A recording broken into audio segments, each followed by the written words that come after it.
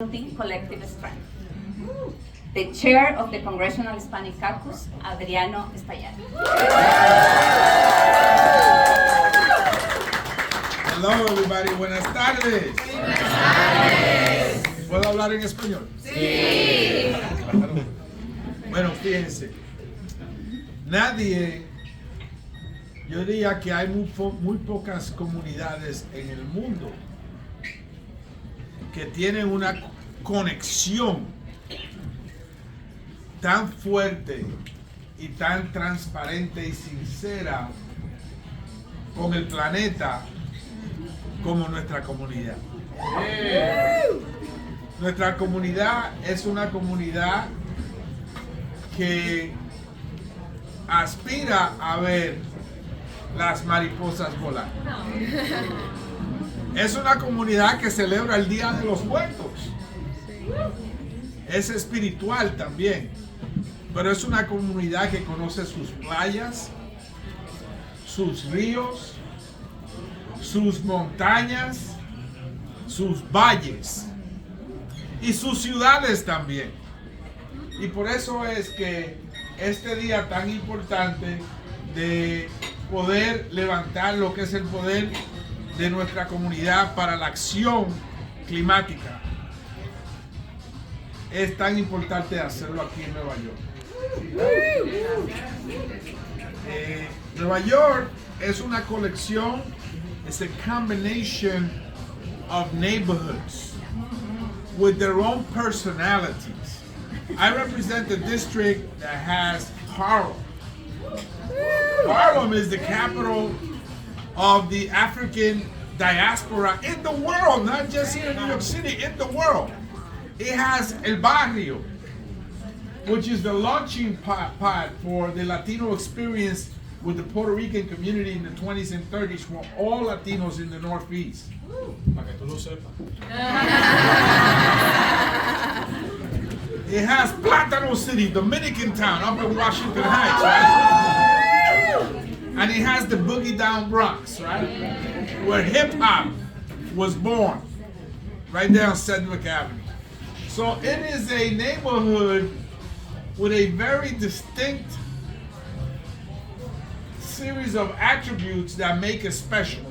But in it also runs an aspen alley, where people like my grandson suffer from asthma, acute asthma.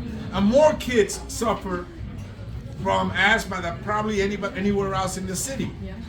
It also has seniors with respiratory diseases that choke to death on a given day. So we contribute less to the problem, or we are disproportionately hurt more. We don't drive cars, we take the subway. We take public buses. But our neighborhoods are contaminated and our families are hurt by that. And so that brings us to this moment. And I am one of the opinion that every great crisis also brings about great possibilities. Out of every great crisis, you will dig real deep in your soul and your heart, and you may not even know what comes out of it because it has such great potential. So the potential is here in this room. So when you hear this administration shutting down the progress in global warming and climate change for decades, don't be afraid. Make sure that this is a great time of possibility.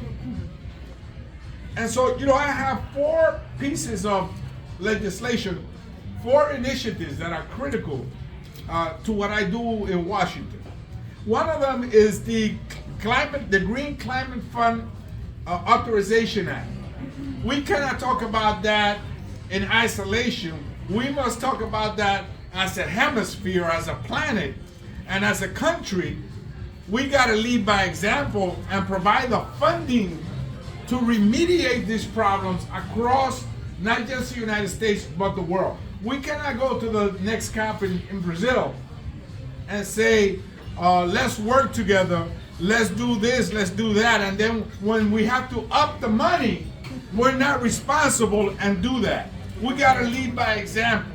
Yeah. The second thing is the housing survivors of major disasters. And we saw that in Hurricane Maria and during the wildfire. When people came to FEMA to ask them for a grant to fix their roof in Puerto Rico, FEMA asked them for an original deed. Imagine that after an unprecedented hurricane, they wanted somebody to come up with a deed from 6 generations back. Not a utility bill, not a letter from your doctor or your child's school, not even a credit card bill with your address on it. An original deed to the property. So you have no access to whatever FEMA. Some people say that the real disaster is FEMA. And so this bill proposes to stream down access so that people could respond to these crises. And we have an e-waste problem also. We have what happens when you throw away one of these? We must regulate e-waste. And finally, there is a solid waste infrastructure for recycling grant. Another piece of legislation that is urban oriented. I also believe in urban farming and for it to be in our children's curriculum in our public schools. So these are all initiatives that drive my agenda, my environmental agenda in Congress. But I can't do it by myself. We got to do it together. That's right. And together we could make great changes and confront this crisis. You know, this cannot be more difficult than my grandmother coming here 2 blocks away from here to work 11 and 12 hours in a factory without knowing a word of English. We're not having one family member in New York City. With, navigating to New York City's subway system on a cold winter day, a snowy day at that. This cannot be tougher than that. This cannot be tougher than the civil rights movement, when dogs and water hoses were thrown at people that just wanted the right to vote. This cannot be tougher than what it took to organize farm workers. This cannot be tougher than that. This cannot be tougher than a women's right to vote, the fight for suffrage. This cannot be tougher than the right to organize as a labor union when you had a tremendous fire not too far from here that killed dozens of women. This cannot be tougher than that. If we come together, this is just a bump in the road. So this crisis will bring about great possibilities. Let's stay together. Vamos a mantenernos juntos. Vamos a mantenernos unidos. Vamos a educarnos en nuestra agenda para poder hablar con una sola voz. Y nadie nos detiene. Nadie. Así que sigan adelante. Jóvenes, sigan con la agenda ambientalista para nuestro país y para el mundo. Gracias.